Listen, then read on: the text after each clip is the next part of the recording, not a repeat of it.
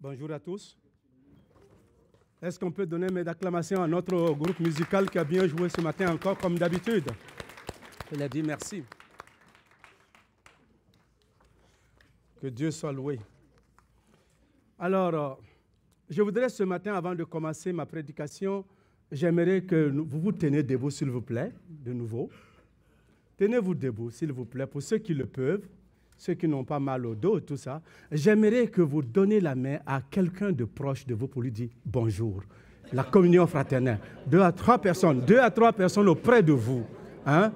Saluez-vous. Pour ceux qui sont malades, vous les évitez, mais ceux qui sont en santé, vous devez les saluer.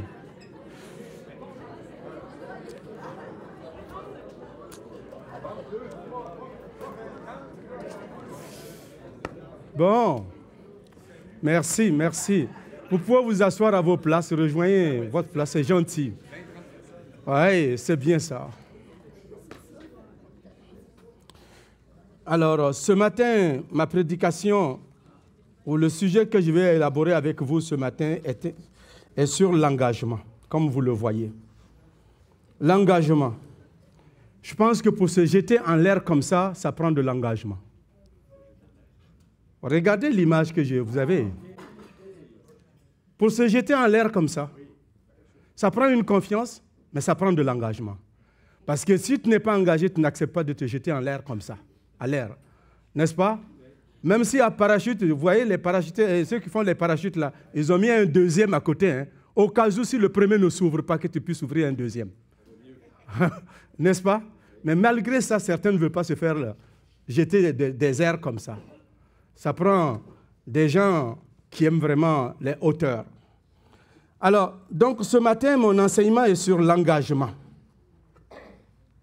L'engagement envers Dieu et sa parole, l'engagement envers la famille, l'engagement envers l'église locale et l'engagement en général dans la maison de Dieu. Et c'est de ça que je vais parler. Alors, mon plan, ce qu'on va voir ce matin, voilà à peu près un peu, nous allons voir la définition de l'engagement, l'importance de l'engagement, l'urgence de l'engagement, et envers qui ou envers quoi nous devons nous engager, et puis on va aller à la conclusion et après quelques applications. Ça va? C'est clair? OK. Alors, donc, pourquoi traiter ce sujet ce matin? Pourquoi on veut traiter ce sujet ce matin? Je vais traiter ce sujet ce matin parce que l'engagement est quelque chose d'important dans notre vie.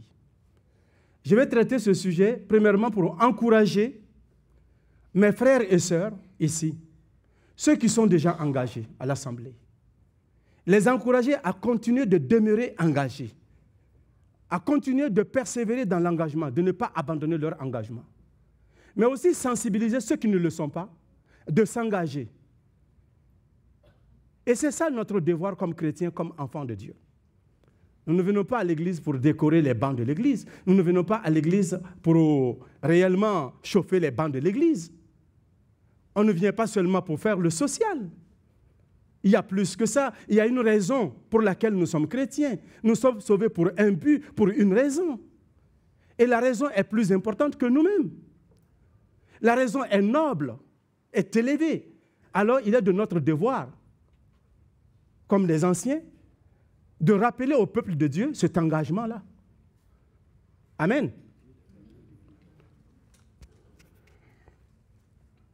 Alors donc, sans plus tarder, nous voulons voir qu'est-ce que c'est que la définition de l'engagement. Qu'est-ce que l'engagement? C'est quoi l'engagement? L'engagement peut avoir plusieurs définitions et peut avoir beaucoup de sens dépendamment de où est-ce qu'on veut orienter ou du sujet dont on parle. Vous savez, on peut être engagé socialement, on peut être engagé réellement politiquement. Et nous voyons qu'il y a des gens qui sont engagés pour la cause de la planète. Ils font pieds et mains pour que leur message soit entendu, soit compris, n'est-ce pas? Et il y a des gens qui sont engagés politiquement aussi. Ils s'engagent dans la politique, ils ne restent pas sur leur banc seulement pour parler de la politique, mais ils prennent part dans la politique et ils posent leur candidature pour être député ou être maire ou être un élément de la société qui peut impacter la société. Alors, donc, Il y a ça aussi dans le monde. Mais ce matin, mon point va se baser réellement sur l'Église, sur l'engagement chrétien. C'est quoi l'engagement? Selon les perspectives bibliques, l'engagement tel que dépeint par la Bible ou dans la Bible, va au-delà d'une simple promesse ou de résolution humaine. Ce n'est pas une promesse simple que je fais, ou ce n'est pas de promesse simple que je fais, mais c'est au-delà de cela. Alors, c'est quoi l'engagement en réalité? L'engagement, c'est un acte de dévouement, une alliance avec Dieu, une promesse de fidélité et d'obéissance. Ça, c'est la définition au niveau de la parole de Dieu. Et nous pouvons voir aussi, j'ai fouillé pour trouver, l'engagement, c'est la combinaison de la motivation et d'une réelle implication émotionnelle pour quelque chose dans la durée.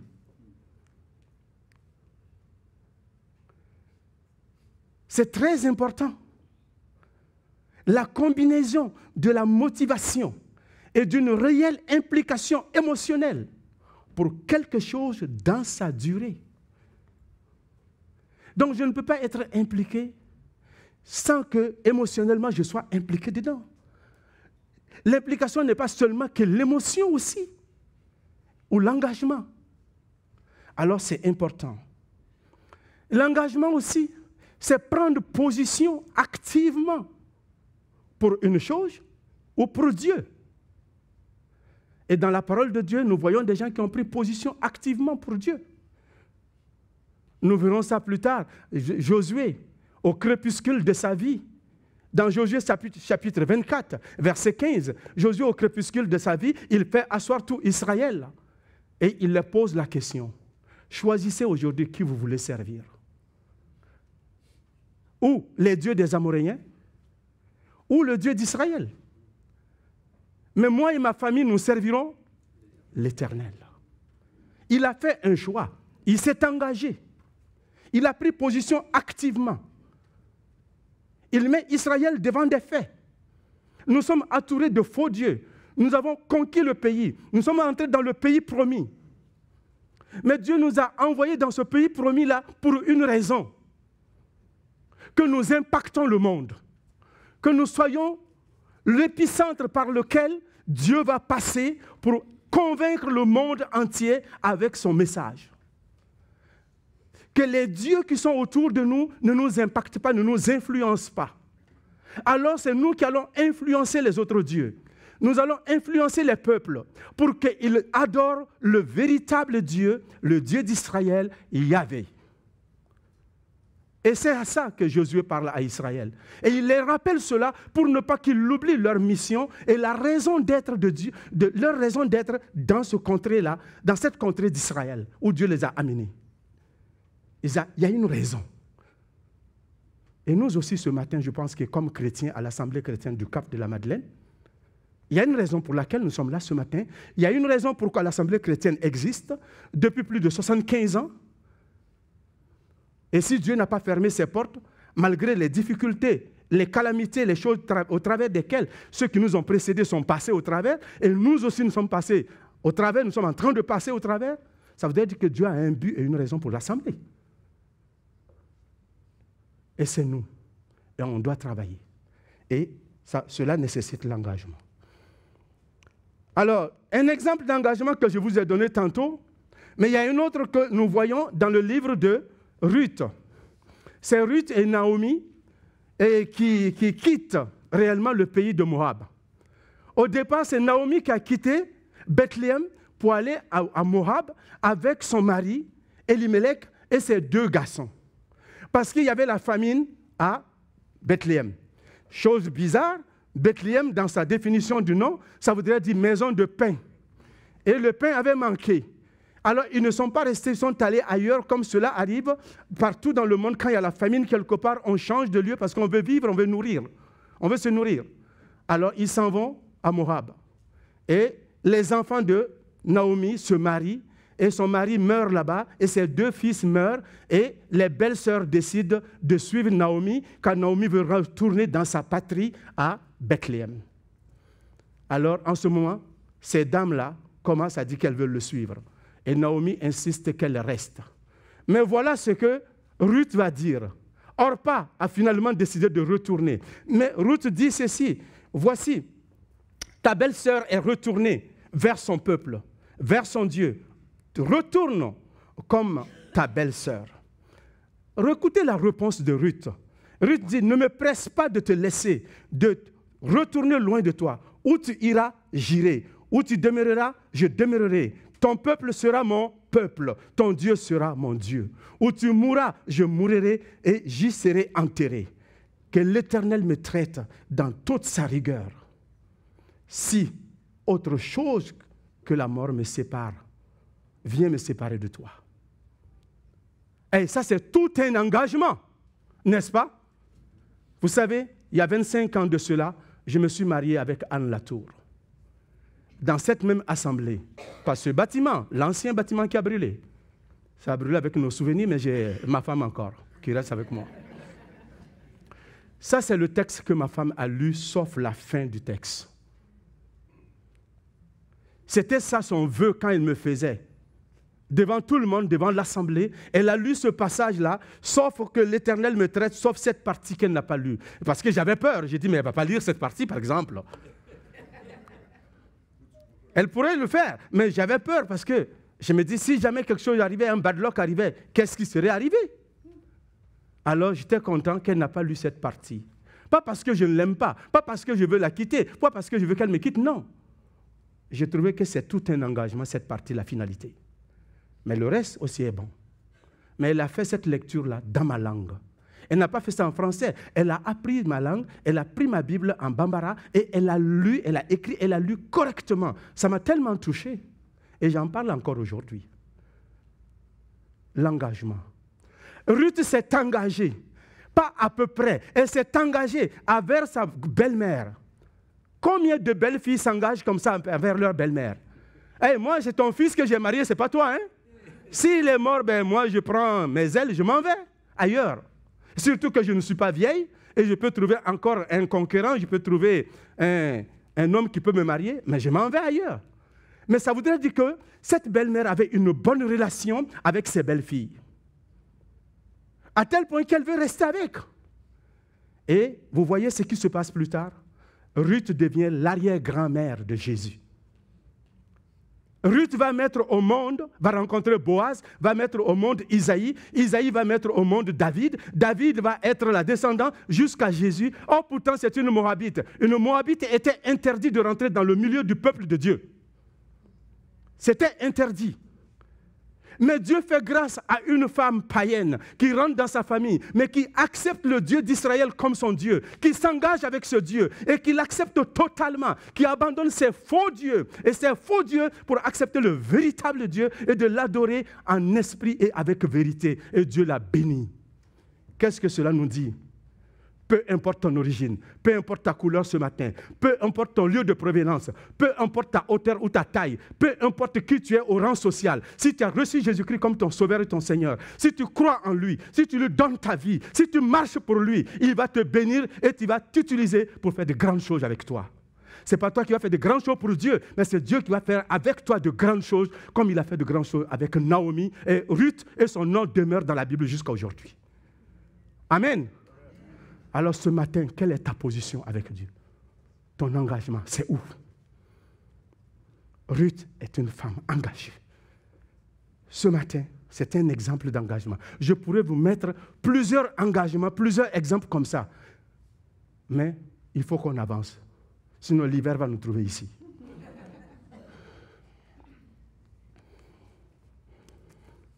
Alors, est-il important de s'engager?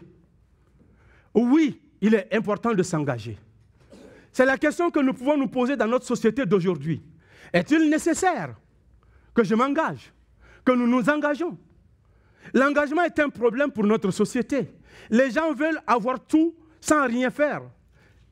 Ils viennent pour se faire servir au lieu de servir. Ils viennent pour recevoir au lieu de donner. Ils viennent pour être acclamés au lieu d'acclamer. Alors, on veut tout avoir facilement sans rien faire.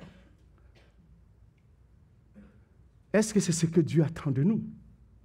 Non, ce n'est pas ce que Dieu veut de nous. Alors, il est important de s'engager. Pourquoi? Il est important de s'engager parce que, en réalité, l'engagement est un aspect crucial de notre marche avec Dieu. C'est un aspect crucial, un aspect important. Deuxièmement, l'engagement est un élément sacré de notre relation avec Dieu. C'est un élément sacré de notre relation avec Dieu et qui nous unit tant que dans son corps aussi. Et c'est important pour nous. Et dans ce corps de Christ, imaginez-vous que votre bras décide de ne plus s'engager avec vous, avec le reste du corps. Qu'est-ce qui va se passer? Tu veux manger. Le bras dit, mais moi, ça ne m'intéresse pas. Mais je veux manger. Tu veux lever le bras, ça ne se lève pas. Tu veux boire de l'eau, le bras ne participe pas, n'est pas engagé. Tout le reste du corps est engagé, sauf le bras. Je vous demande, comment vous allez être? Comment vous allez être à la fin de la journée, à la fin de la semaine, à la fin du mois? Vous allez mourir? Parce que si vous ne pouvez pas manger, le bras, il ne participe pas, il refuse de s'engager. Ou bien les pieds décident de ne pas s'engager. Et puis, brusquement, soudain, tu as diarrhée. Et puis le pied dit, moi, je ne bouge pas. Tu vas te rendre dans les toilettes comment? Parce qu'il dit, il ne s'engage pas. Vous voyez que c'est très important que les membres de notre corps s'engagent, sont engagés pour pouvoir travailler pour le bien-être de notre corps. Si les pieds ne s'engagent pas, les bras ne s'engagent pas, les yeux refusent de voir, l'oreille refuse d'entendre, il y a beaucoup de problèmes qui vont arriver.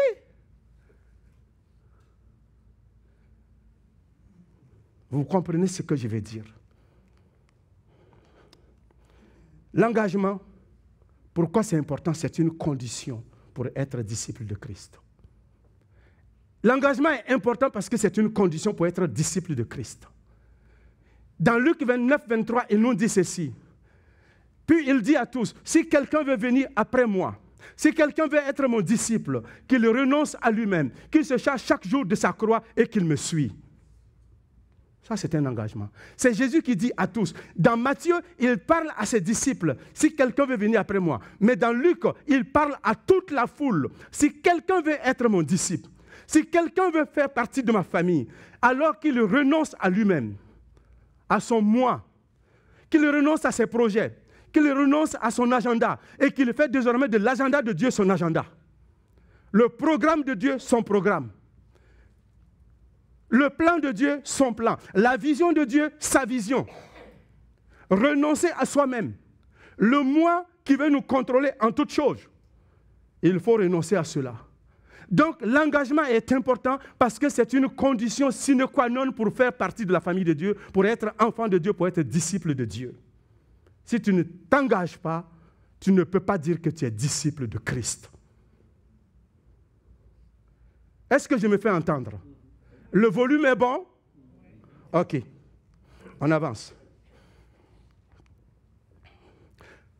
Puisque nous venons de comprendre qu'il est important de s'engager, alors il est aussi important, il est urgent de s'engager.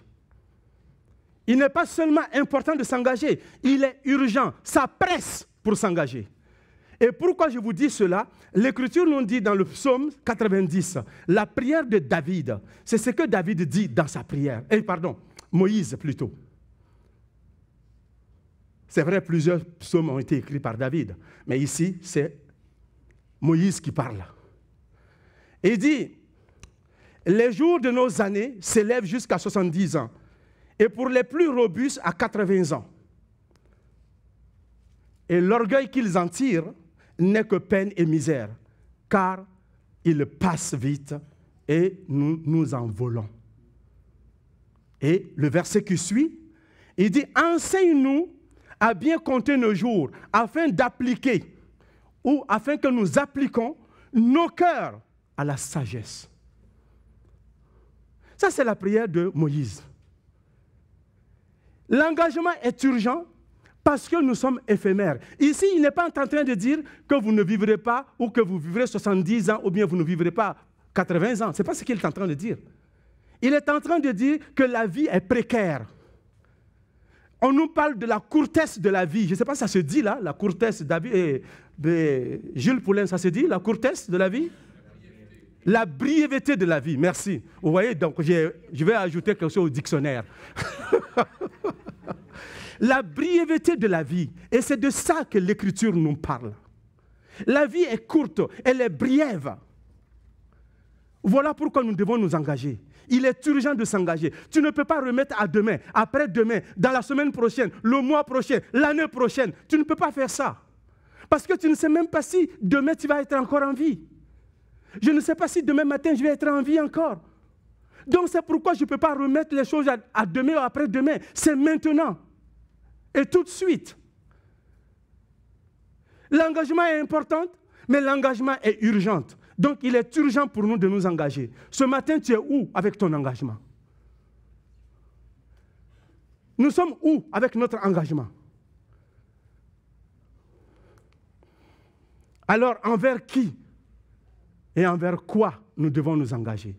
Oui, nous savons qu'il est important de s'engager. Nous avons vu la définition de l'engagement. Nous savons qu'il est important de s'engager. Nous savons qu'il est urgent de s'engager. Mais envers qui nous devons nous engager? Et envers quoi nous devons nous engager? Premièrement, nous devons nous engager envers Dieu. Envers Dieu, nous devons nous engager. Et l'Écriture nous dit cela dans Matthieu 22, verset 37. Il dit, tu aimeras l'Éternel, ton Dieu, de tout ton cœur, de toute ton âme et de toute ta pensée. Et dans Deutéronome 6, le même verset est encore là. Et nous devons nous engager vers Dieu comment? Il nous dit, nous devons aimer Dieu de tout notre cœur. Ça, c'est un texte connu de tous. Vous l'avez immédiatement. On connaît ça, tu n'as pas besoin de nous rappeler. Mais je vous le rappelle parce que l'apôtre Paul dit, je vous répète les mêmes choses car pour vous, cela est salutaire. Et c'est salutaire aussi pour moi. Nous sommes des êtres oubliés. Aimer l'Éternel de tout son cœur. Donc, je m'engage envers Dieu. Mais comment cela s'exprime concrètement? Oui, je dois aimer Dieu de tout mon cœur. Je dois l'aimer de toute mon âme et de toute ma pensée. Ça voudrait dire qu'en moi, il ne doit pas avoir d'espace qui est attribué à autre chose qu'à Dieu. Ça voudrait dire que la priorité dans ma vie, la primauté dans tout ce que je fais, Dieu est en tête. La tête de toutes mes listes des choses à faire. Il a la priorité sur tout. C'est-à-dire que quoi? Quand je me lève le matin, avant même de dire bonjour à ma femme, je dis bonjour au Seigneur. Vous comprenez ce que je veux dire? Que quand mon salaire rentre là, avant de courir pour aller au magasin, aller acheter le vivre là, je commence d'abord à payer la dîme, les offrandes et les choses pour l'Éternel d'abord. Parce que je veux montrer que Dieu est en priorité. Quand je me lève le matin là, tout ce que je vais faire, je vais faire de sorte que Dieu soit en premier dans toutes les sphères et dans toutes les dimensions de ma vie. Alors ça, c'est aimer Dieu de tout son cœur, de toute sa pensée et de toute son âme. Amen. Et aimer Dieu, ça veut dire que je ne laisse pas place à d'autres choses. Dieu ne concurrence pas avec d'autres dieux. Il n'y a pas d'autres idoles dans ma vie qui font que Dieu est obligé de pousser l'idole à côté. Détache-toi un peu, je vais m'asseoir. Non, non, non. Le trône là, il est le seul qui règne dessus. Il n'y en a pas d'autres. Les idoles de nos cœurs. Vous avez vu un livre qui a été écrit dessus? David, vous en avez encore dans la librairie ici? Alors, si vous voulez lire ce livre-là, Les idoles de nos cœurs, je vous assure que c'est un bon livre à lire. Ça va vous aider. Je l'ai lu. Dieu n'a pas à concurrencer avec qui que ce soit, ni avec d'autres idoles. Nos sports, nos films, nos activités, le téléphone cellulaire et beaucoup de choses. Dieu n'a pas à lutter avec ça dans notre vie. Nous devons lui céder la place de plein droit. Et ça, c'est important. Il n'a pas à lutter avec ça pour nous. La place où mon mari doit lutter, Dieu doit lutter pour avoir sa place parce que mon mari a pris la place, ma femme a pris la place, les enfants ont pris la place. Non, non, non, non, non. C'est Dieu qui a la place première. Et ça, c'est important. Alors, c'est ce qui démontre concrètement que j'aime Dieu. Et si j'aime Dieu dans ce sens-là, alors, il a la priorité sur tout, il a la première place en tout temps et en tout lieu. Et je vous ai parlé tantôt de Josué, chapitre 15, 24, verset 15. Josué a montré à Israël que Dieu a la première place dans sa vie en disant « Moi et ma maison, nous servirons l'Éternel ». Il n'a pas permis à d'autres dieux de prendre la place dans sa vie. Il a exhorté Israël à marcher comme ça, qu'il n'y ait pas d'autre Dieu qui prend place dans leur vie. Nous, dans notre vie de tous les jours, qu'est-ce qui prend place dans ma vie? Qu'est-ce qui prend place dans ta vie? Tes projets, à tel point que Dieu est, c'est le temps, le miette de temps qui reste que tu donnes à Dieu. Je vais faire tout ce que je peux faire. Quand j'ai le temps, Dieu, je vais t'en donner. Calme ton pompon, je vais m'occuper de moi, après je m'occuperai de toi. Est-ce que c'est ce que nous faisons? Ou bien nous disons, je vais donner le temps à Dieu. Et quand ça restera, ça sera pour moi. S'il n'en reste pas, il n'en reste pas. Amen. Essayons ça. On va voir comment Dieu va agir pour nous. Le ciel sera favorable pour nous. Et je vous le dis, quand j'étais en Côte d'Ivoire, pendant que j'étudiais, on travaillait, il y avait une personne âgée. Si je dis une personne âgée, certains vont se plaindre de leur âge parce que ce n'était pas âgé en tant que tel, il avait 60 ans. Vous comprenez? Donc il n'est pas âgé. Je ne vais pas... Il était très jeune. Mais sauf que ce frère-là, c'est M. Samake Abdul Karim. Il conduisait un taxi. Et il voulait faire la formation avec nous. Alors, vu qu'on faisait une formation décentralisée, des fois on partait à l'école biblique pendant des mois et des semaines, et des fois on le faisait à l'église. Des professeurs venaient des États-Unis et d'ailleurs pour nous donner des cours quand ces profs-là ne sont pas disponibles sur le campus pour apprendre. Alors, Samake Abdul Karim prenait des cours avec nous. Et dans son taxi, il devait faire 30 000 francs CFA par jour. Et c'est beaucoup d'argent, comme un chauffeur à l'époque. Et les chauffeurs de taxi avaient droit, ils devaient être 2 dans un taxi pour conduire. Et c'est des taxis à compteur qui comptent, comme ici. Et même à 2 fois, ils n'étaient pas capables de faire les 30 000 francs CFA par jour, qui sera peut-être l'équivalent de 100 $ ou à peu près 125 $ par jour. Et ce frère-là venait tôt le matin, quand il y avait des cours, il laissait son taxi. Et puis, il assistait les cours avec nous jusqu'à midi. Quand les cours sont finis, il rentrait dans son taxi, il partait faire son travail jusqu'à minuit. Et il avait les 30 000 francs CFA. Il était seul sur son taxi. Or, pourtant, les autres sont 2. Il y a un qui se lève à 5 heures du matin. Il conduit le taxi jusqu'à midi. Après, il vient donner le taxi au 2e. Il roule jusqu'à minuit. Et puis, il n'a pas les 30 000 francs CFA. Mais lui, il était seul. Il commençait sa journée à midi.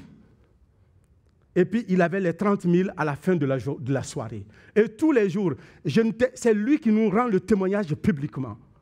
Parce qu'il a fait de Dieu sa priorité. Il a dit, moi, je vais connaître Dieu. Je vais vivre la parole de Dieu. Je veux que Dieu m'enseigne. Il a placé les bonnes choses à la bonne place et il n'a manqué de rien jusqu'à la fin. Et son patron était surpris. Il dit, mais comment tu fais? Tu es seul et puis tu fais 30 000? Et les autres sont 2, ils ont difficulté de faire 30 000. Il dit, je connais quelqu'un dans le ciel qui répond pour moi. Il met les clients à la bonne place pour moi. Amen. Et c'est ça. Mettez Dieu à l'épreuve. Agissez comme ça. Vous ne pouvez pas comprendre que votre Dieu est puissant, que notre Dieu est puissant, si nous ne mettons pas Dieu dans certaines épreuves pour qu'il nous voie, pour que nous voyions sa fidélité dans notre vie. Dieu veut ça, qu'on nous le fassions. Mais des fois, on a peur. Et un coup, ça ne marche pas. Ça n'a pas marché un coup, ça va marcher le 2e coup, non? Alors, notre premier engagement envers Dieu est notre relation profonde et aimante. C'est très, très important.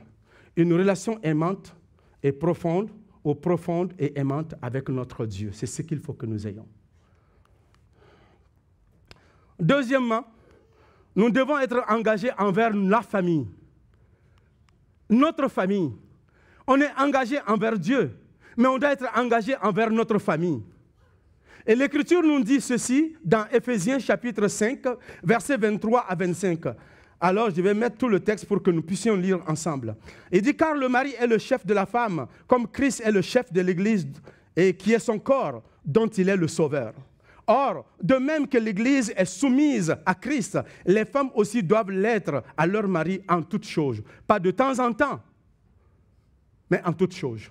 Et il continue, Marie, aimez vos femmes, comme Christ a aimé l'Église et s'est livré pour elle. Ici, l'engagement du mariage. Je veux que vous compreniez que Christ s'est engagé envers l'Église. Christ s'est engagé, il est allé à la croix pour mourir pour que nous soyons et que nous existons et que l'Église naisse. Il n'a pas barguiné à la croix. Il n'a pas barguiné devant le diable. Il a donné toute sa vie. Il n'a pas gardé une partie de sa vie pour lui-même. Il a tout donné pour que l'Église puisse l'aimer en retour et que l'Église puisse vivre et que l'Église soit soumise. Et la Bible nous dit, c'est un des passages que Dieu utilise pour parler de sa relation avec l'Église. Et il utilise ce point-là pour parler réellement du mariage. Ça veut dire que le mariage est tellement important que Dieu prend cela comme un modèle, comme un symbole de sa relation avec son peuple. Donc Christ est chef. Que la chefferie d'un homme ne soit pas combattue dans le foyer, quel que soit ton féminisme, quel que soit ton côté élevé de femme, quelle que soit ton intelligence, quelle que soit ta puissance, quelle que soit la quantité de tes diplômes, quels que soient tes doctorats, ton mari est ton chef, tu dois le respecter. Et ça, c'est l'autorité que Dieu te donne dans la maison. Il n'est pas chef parce qu'il est plus beau, il n'est pas chef parce qu'il est fin, il n'est pas chef parce qu'il est intelligent, il n'est pas chef parce qu'il connaît quelque chose. Il est chef parce que Dieu a dit qu'il soit chef, point. On n'a pas expliqué ça. Est-ce que c'est clair? Je sais que vous n'aimez pas ça, mais je vais le dire bien. Et c'est ce que Dieu veut qu'on dise. Je ne le dis pas pour moi, parce que je suis un homme. Je le dis parce que Dieu le dit. Et si Dieu disait que c'était la femme qui était chef, je dirais la même chose aussi. Il n'a pas dit que l'homme et la femme partagent la chefferie dans le foyer. Non, non, non, non, non. Il n'a pas dit, tu t'assois sur une partie du fauteuil, madame s'assoit sur une fauteuil. Non, non, non. L'homme est le chef, pas un dictateur. Je vais corriger cela aussi. Il est chef, il n'est pas un dictateur. Il est chef, il n'est pas un Pinochet. Il n'est pas un Hitler. Est-ce que c'est clair ça? Il doit prendre soin de sa femme. Il est chef pour s'occuper de sa femme, de ses enfants. Et c'est un engagement. Il s'engage pour mourir pour sa femme et ses enfants. Quand quelqu'un frappe à la porte et que c'est la nuit, ce n'est pas madame qui va se lever pour aller ouvrir la porte, c'est monsieur qui va se lever pour aller ouvrir la porte. Et que même si c'est le jour, c'est monsieur qui doit ouvrir la porte. Et ma femme peut vous le dire. Je suis le premier à ouvrir la porte. Puis du moins habité chez nous pendant 11 ans, il peut le dire. Si je ne suis pas là, il va l'ouvrir lui. Vous savez pourquoi? Parce que s'il y a un méchant devant la porte, c'est moi qu'il doit tuer, pas ma femme. Parce que moi, j'ai donné ma parole à ses parents. J'ai donné ma parole à l'église, l'Assemblée chrétienne. Ici, les anciens étaient témoins. Plusieurs d'entre vous étaient témoins. J'ai donné ma parole au Dieu des cieux que je vais m'occuper d'elle. Que son père soit là, que sa mère ne soit pas là, mon devoir ne change pas. Je dois prendre soin d'elle. Qu'elle soit gentille avec moi ou pas, je dois prendre soin d'elle. C'est un engagement. Qu'elle me donne le sexe et qu'elle ne donne pas, je dois m'engager avec elle. Je dois prendre soin d'elle parce que c'est un engagement. Mon engagement ne dépend pas de ce qu'elle fait pour moi ou de ce qu'elle ne fait pas pour moi. Mon engagement, parce que j'ai pris l'engagement de marcher pour Dieu et d'honorer Dieu. Donc quand je crains Dieu, quand je suis engagé vers Dieu, ça transcende sur mon quotidien, sur ma vie de tous les jours et sur mes actions avec les autres. Est-ce que c'est clair ça? Je me fais comprendre? Ben après, vous pouvez me crucifier, ça ne me dérangerait pas. Je dois prendre soin d'elle. Je dois m'en occuper. Si je ne le fais pas, qui d'autre va le faire? Si vous ne prenez pas soin de votre femme, vous voulez que le voisin le fasse pour vous? Ce ne serait pas une bonne nouvelle pour toi? Si j'apprends que c'est mon voisin qui s'occupe de ma femme, il y a un problème. Si tu apprends que c'est la voisine qui s'occupe de ton mari, il y a un problème. Parce que ce n'est pas son devoir, ce n'est pas sa mission. Ou que c'est la bonne ou la servante qui s'occupe de ton mari, ce n'est pas sa mission. Alors, madame, ton mari est le chef, respecte-le. Qu'il soit gentil, il ne soit pas gentil, Dieu ne dit pas « soumets-toi à ton mari s'il est gentil ». Il dit « soumets-toi comme l'Église le fait à Christ ». Tu le fais premièrement pour Christ. Tu ne le fais pas pour ses beaux yeux. Tu le fais parce que tu obéis à Dieu, parce que tu aimes Dieu. Amen. Et tu dois, je sais que ce n'est pas facile. Des fois, nos émotions parlent plus que nos paroles, nos gestes, mais c'est important que nous fassions cela. Pourquoi je traîne sur ce pas? Vous allez dire, mais non, parce que dans l'Église, les couples souffrent et puis ils ne disent rien. Le peuple de Dieu, il y a des couples qui souffrent et ne disent rien. Il y a d'autres qui veulent parler, que nous contactent, on parle. Mais il y a d'autres qui ne disent rien, jusqu'à ce qu'ils brûlent sur le fauteuil et puis après on nous dit, ah, pasteur, oui, mon mari est parti, ou bien ma femme est partie. Mais depuis quand? Le problème dure depuis longtemps, mais on ne nous a pas informés. Et c'est là les anciens sont appelés comme des pompiers. Et puis là, on court comme des poules sans tête pour résoudre un problème qu'on aurait pu résoudre avant, si on avait pris la chose à temps. S'il vous plaît, ne donne pas l'occasion à ton mari de te quitter. Ne donne pas l'occasion à ta femme de te quitter. L'engagement, là, c'est jusqu'à ce que la mort nous sépare. Pas jusqu'à ce que les difficultés nous séparent.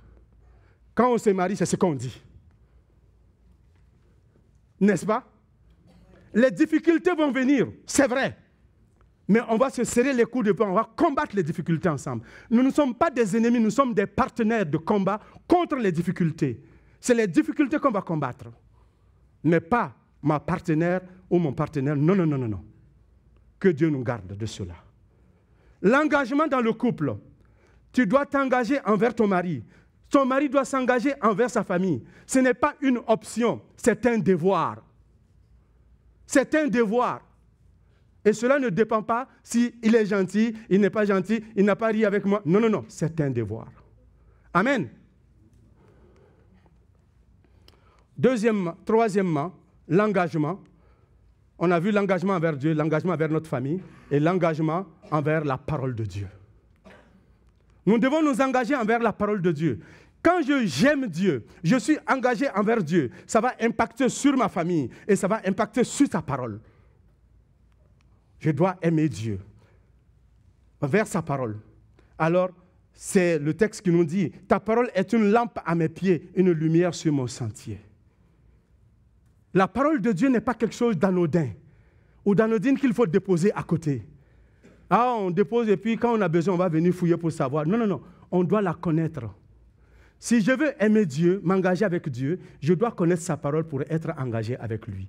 Si je ne connais pas sa parole, comment je vais exécuter, je peux faire sa volonté? Si je ne connais pas sa parole, comment je peux obéir à ce Dieu-là? Sa volonté n'est pas écrite dans le ciel, c'est écrit dans la parole. C'est en la lisant que je vais la connaître, c'est en assistant à des cours comme adulte en formation.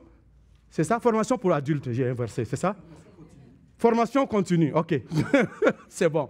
Alors, je dois participer dans des cours comme ça. La prédication dimanche matin, c'est bien. Mais il y a des formations qui se font, comme groupe connexion, tout ça, là, il y en a plein. Alors, nous devons assister à ces choses-là pour pouvoir bonifier notre vie et avancer. Ce n'est pas une option, la parole de Dieu. Ça fait partie de c'est notre outil de travail. Alors, comme les chrétiens de Bérée, et ils examinaient les Écritures tous les jours pour voir si ce qu'on leur disait était exact. Ils ne disaient pas, oh, j'ai entendu que quelqu'un a dit ça. Ah, mais peut-être sur Internet, ils ont dit ça. Non, non, non. Eux, là, ils partaient ouvrir la Bible. Tu presses là, je vais regarder ce que tu dis, si c'est vrai. Ça, c'était des chrétiens assidus à la parole, des chrétiens engagés à la parole. Ils observaient les Écritures. Est-ce que nous sommes comme ça? Nous devons observer les Écritures, s'il vous plaît. Ils nous dit, je vous dis, que notre engagement envers Dieu se reflète dans notre engagement envers la vérité et la sagesse de sa parole. C'est ça. Dernier point, notre engagement envers l'Église locale. Nous connaissons maintenant qu'il est important nous connaissons la définition de l'engagement, nous connaissons qu'il est important de s'engager, qu'il est urgent de s'engager. Envers quoi, envers qui on doit s'engager? 1, envers Dieu. 2, envers sa famille. 3, envers sa parole de Dieu. 4, envers l'Église locale. L'Église locale, nous devons nous engager vers l'Église locale. L'Écriture nous dit dans Hébreux 10, 25, n'abandonnons pas notre assemblée comme c'est la coutume de quelques-uns, mais exhortons-nous réciproquement, cela d'autant plus que vous voyez s'approcher le jour. C'était la coutume de quelques-uns d'abandonner leur assemblée. Mais ici, on nous dit de ne pas abandonner notre assemblée. L'auteur aux Hébreux nous parle réellement à des chrétiens qui étaient dans des difficultés, des situations de persécution et des problèmes qui arrivaient parmi les Hébreux. Alors les gens cherchaient à sortir de l'Église pour pouvoir aller se cacher quelque part en entendant que ça s'apaise pour revenir. Non, non, non, on dit non, tu es chrétien. Tu ne vas pas aller te cacher encore dans le judaïsme là. Vis ta vie, marche avec Dieu. Il y a des gens, quand ça chauffe dans l'église, ils sautent, ils partent de l'église. Ou bien parce que quelqu'un l'a mal regardé, ou bien ils ne se sont pas bien compris dans l'église dimanche matin. Ah, moi, on ne m'aime pas ici, je quitte l'église. ou parce qu'ils ont entendu un commentaire qui n'a pas été bien placé, alors je quitte l'église. Parce que les gens pensent que l'église est un endroit parfait. Mais si tu crois que l'église est un endroit parfait, mon frère, ma soeur, je suis désolé de te l'apprendre que ce n'est pas le cas. L'Assemblée chrétienne du Cap de la Madeleine n'est pas parfaite. Si tu viens ici qu'elle est parfaite, donc elle ne sera plus parfaite parce que toi tu es imparfait, tu es rentré dedans. Alors, l'Assemblée chrétienne du Cap n'est pas parfaite. Nous sommes des chrétiens, des pécheurs pardonnés, qui sont ensemble, qui essayent de marcher pour plaire à Dieu, pour continuer d'accomplir la volonté de Dieu. Il va nous arriver encore de se marcher sur les pieds. Il va nous arriver encore de se piler les orteils. L'église, c'est un endroit où c'est une mare d'orteils qui est là. Quand tu marches, il faut faire attention, sinon tu piles des orteils à tout moment. On doit être sensible, on doit faire prudence. Mais l'église n'est pas un endroit parfait. Tu ne dois pas quitter ton église pour cela. Est-ce que tu quittes ton père et ta mère parce qu'il y a eu une petite brise entre vous? Une prise de bec entre vous? Est-ce que tu abandonnes tes frères et tes sœurs? Ah, tu ne veux plus partir de ta famille parce que tu m'as parlé hier comme ça? Non! Les membres de ma famille font partie de ma famille. Il peut être beau, je l'aime. Il peut ne pas être beau, je l'aime. C'est mon frère, c'est ma sœur. Vous savez, moi, je vous aime. Et je sais que vous m'aimez. Les anciens vous aiment. Je ne le dis pas parce que je suis un ancien. Je le dis parce que je suis autour de la table, je le vois. Les hommes que vous avez placés dans l'assemblée comme des anciens là, ils aiment le peuple de Dieu. Ils aiment l'assemblée parce qu'ils donnent tellement de leur temps qu'ils auraient pu donner ailleurs. Mais ils le font pour l'amour du peuple de Dieu. Et nous ne devons pas abandonner notre église pour des pécadilles. Sois un chrétien engagé. Si un frère t'a offensé, rencontre-le, parle-lui. On peut tout parler dans la vérité, dans l'amour, avec un bon ton de voix. Les gens disent que toute vérité n'est pas bonne à dire. Moi, je dis, c'est faux. Toute vérité peut se dire, mais quand c'est dit au bon moment, avec le bon ton et à la bonne manière, avec la bonne attitude. Amen. Soyons francs et honnêtes les uns envers les autres. Notre engagement envers l'Église, c'est correct. Alors, on nous dit dans Corinthiens, pourquoi? Parce que nous sommes le corps de Christ. Vous êtes les membres les uns les autres. Alors que chacun joue son rôle convenablement. Concrètement, comment je peux prendre soin de mon frère? Comment je peux être engagé dans l'Église? Et comment je peux manifester cela? Dans l'Église, on nous explique dans Galates. Frères, vous avez été appelés à la liberté, seulement ne faites pas de cette liberté un prétexte pour vivre selon la chair. Mais rendez-vous par charité, serviteurs les uns les autres. Je dois aider mon frère, je dois aider l'Église. M'impliquer concrètement dans l'Église, c'est ça. C'est ce qu'on devrait faire. Être capable de prendre soin des uns des autres. Et quand je regarde, pourquoi tout cela nous enseigne quoi? Premièrement, ici, notre engagement envers notre communauté locale n'est pas un détail secondaire. C'est quoi? Mais une expression vitale de notre engagement envers Dieu. Si je suis engagé vers Dieu, mon engagement va se refléter dans l'Église. L'engagement envers l'Église locale implique la participation active, le service et la recherche du bien-être collectif du corps de Christ. C'est ça qu'on a besoin. Concrètement, tu appliques cela comment? Je vais aller à l'école de dimanche. On a besoin des gens pour l'école de dimanche. Tu es où dans ça? Tu vas attendre, ah, je n'ai pas d'enfant, moi je ne vais pas à l'école de dimanche. Ah, je m'en vais à l'école de dimanche parce que j'ai un enfant. Ah, je m'en vais à l'école de dimanche parce qu'il n'y a personne pour le faire. Je vais le faire. Non, non, non. Si tu vas à l'école dimanche, va à l'école dimanche parce que tu te sens appelé pour ça. Qu'il y ait tes enfants, qu'il n'y ait pas tes enfants. Que tes enfants quittent l'école dimanche, qu'ils grandissent, qu'ils graduent, gloire à Dieu. Mais toi, tu dois continuer. Ce n'est pas toi qui as gradué, c'est les enfants qui ont gradué. Amen.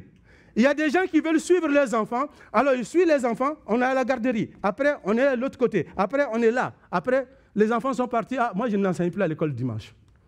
Non. C'est ta famille. Tu ne peux pas faire ça. Nous ne pouvons pas faire ça, frères et sœurs. On doit s'impliquer.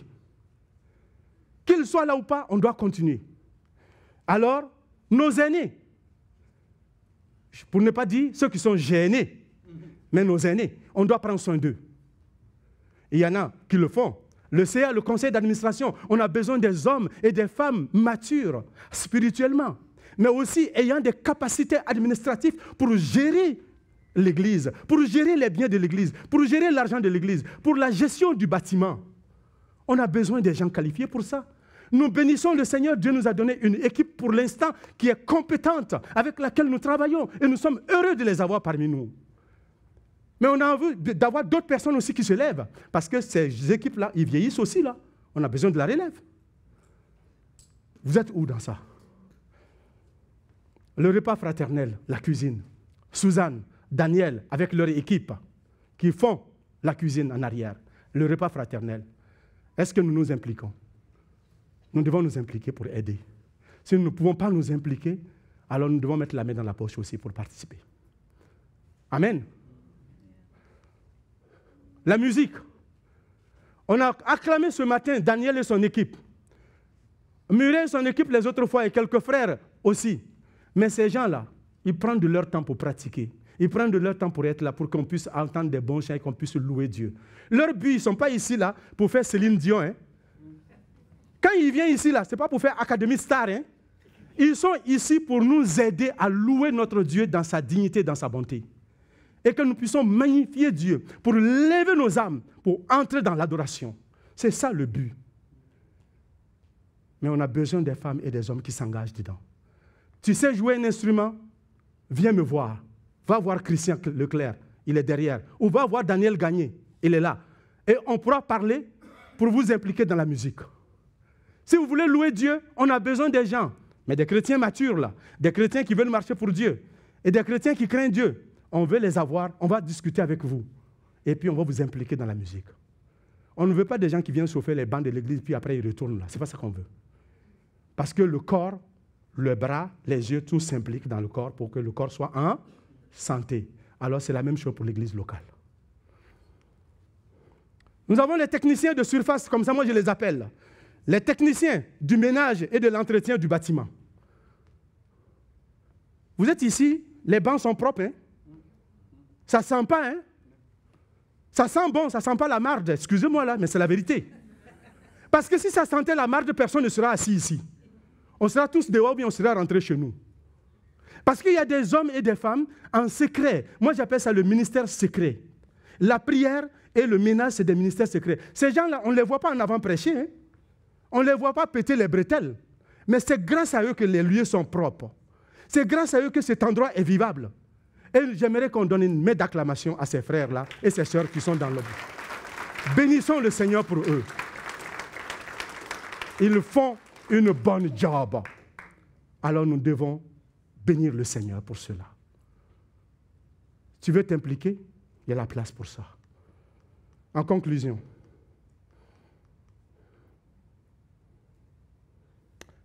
l'importance de l'engagement. Alors il est important de s'engager. Il est urgent de s'engager. Envers qui? Envers Dieu, envers la famille, envers la parole, sa parole, envers l'église locale. Et l'engagement n'est pas un simple mot, mais un comportement, un mode de vie pour le disciple de Christ. L'engagement n'est pas un simple mot, mais un comportement, un mode de vie pour le disciple de Christ. Je pourrais dire, l'engagement n'est pas un vain mot, mais c'est un comportement. Plaçons notre engagement envers Dieu au sommet de nos priorités. Façonnons nos choix et nos actions quotidiennes. Si nous plaçons l'autorité de Dieu, la priorité de Dieu, alors en façonnant nos choix et nos actions au quotidien. Alors, comme j'aime mon église, je m'engage. Vous pouvez dire en même temps avec moi, j'aime mon église, j'aime mon église. Que Dieu vous bénisse.